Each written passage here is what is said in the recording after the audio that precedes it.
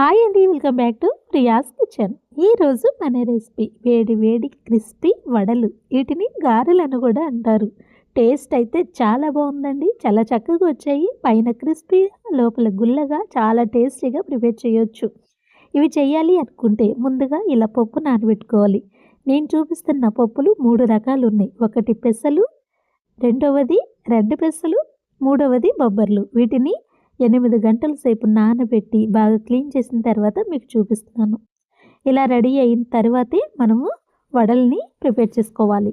బాగా నానింది కదా, ఇప్పుడు దీన్ని పక్కన ఉంచుకుని ముందుగా ఇలా ఒక మిక్సీ జార్ తీసుకుని ఇందులోకి ఇలా కట్ చేసుకున్న అల్లాన్ని, ఇలా కట్ చేసుకున్న పచ్చిమిరపకాయలని యాడ్ చేసుకోవాలి.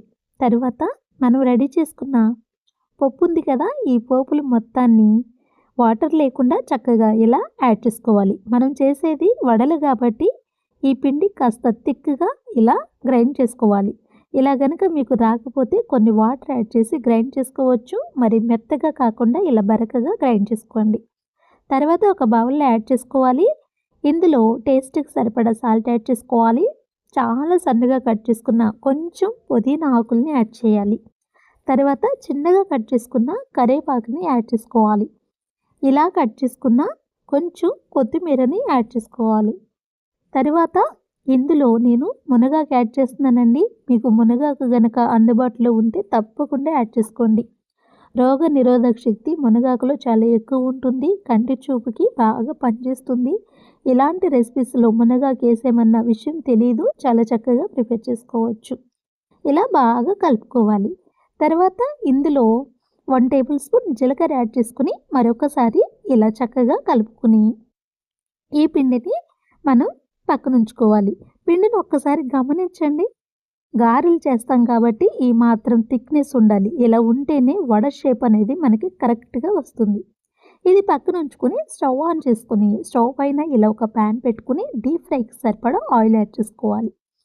ఆయిల్ లైట్గా హీట్ అయిన తర్వాత ఇలా గారెలాగా షేప్ చేసుకుని దీన్ని ఆయిల్లో నిదానంగా డిప్ చేసుకోవాలి. మీరు తీసుకున్న ప్యాన్ సైజుని బట్టి, ఆయిల్ని బట్టి మీకు ఎన్ని గారెలు అయితే సరిపోతాయో అన్ని గారెల్ని యాడ్ చేసుకోవాలి. ఇలా యాడ్ చేసిన తర్వాత మరోవైపుకి నిదానంగా తిప్పుకోవాలి. మనం మినపవడలు చేస్తాం కదా, వాటికంటే ఇవి టేస్ట్ చాలా బాగుంటాయి. ఆయిల్ని అస్సలు పీల్చుకోవు. మరొక నిమిషం తర్వాత మరోవైపుకి ఇలా చక్కగా తిప్పుకోవాలి. ఇలా 2 వైపులు తిప్పుతూ ఎర్రగా వేయించుకోవాలి. ఇవి కలర్లో కూడా కొంచెం డిఫరెంట్ ఉంటాయండి. మనకి మినపప్పుతో చేసిన వడలు వేరే కలర్లో ఉంటాయి, కానీ ఇలా చేసిన వడలు చూడండి ఈ కలర్లో ఉంటాయి. నేను ఆయిల్ నుండి ఈ వడను తీస్తేనే మీకు చూస్తే అర్థమవుతుంది కదా, ఆయిల్ అనేది చాలా తక్కువ పీల్చుకుంటాయి. చాలా క్రిస్పీగా వస్తాయి. టేస్ట్ చాలా బాగుంటాయి. ఇందులో మనం ఎలాంటి సోడా యాడ్ చేయలేదు, కానీ ఈ వడలు గుల్లగా వస్తాయి. టేస్ట్ చాలా బాగుంటాయండి. చాలా ఈజీగా ప్రిపేర్ చేసుకోవచ్చు. మీరు తప్పకుండా ట్రై చేయండి. ఇలా వేగిన తర్వాత ఆయిల్ నుండి సపరేట్ చేసుకోవాలి. సేమ్ ఇదే ప్రాసెస్లో మీరు మిగిలిన పిండి ఉంది కదా, ఆ పిండిని కూడా వడల్లాగా ప్రిపేర్ చేసుకుంటూ బ్యాచ్కి 4 లేదా 3 ఇలా 2 బ్యాచెస్ కింద చక్కగా అన్ని వడల్ని ప్రిపేర్ చేసుకోవచ్చు. ఇలా వేగాలి. 1 నిమిషానికి మరోవైపుకి తిప్పాలి. 2 వైపులా ఎర్రగా వేయించుకొని ఆయిల్ నుండి సపరేట్ చేసుకోవాలి. ఈ వడలు మీరు వట్టివి కూడా తినేసేయచ్చు. మీకు కావాలి అంటే సాంబార్లో కూడా తీసుకోవచ్చు. లేదంటే మనము పెరుగులో యాడ్ చేసుకుంటాం కదా, పెరుగు వడలాగా అలా కూడా తినొచ్చు. లేదు చట్నీ చేసుకోవాలి అనుకుంటే కొబ్బరి చట్నీ అయినా, టమాటో చట్నీ అయినా, అల్లం చట్నీ అయినా, ఏ కాంబినేషన్ అయినా కూడా ఈ వడల టేస్ట్ చాలా బాగుంటుంది. తప్పకుండా ట్రై చేయండి. ఇలా 2-3 బ్యాచ్ల కింద యాడ్ చేసుకుని వడలన్నిటినీ చక్కగా వేయించుకోవాలి. ఇప్పుడు ఆయిల్ని ఒకసారి గమనించండి. మనం స్టార్టింగ్ ఎంత ఆయిల్ అయితే యాడ్ చేసామో అంత ఆయిల్ ఉంది.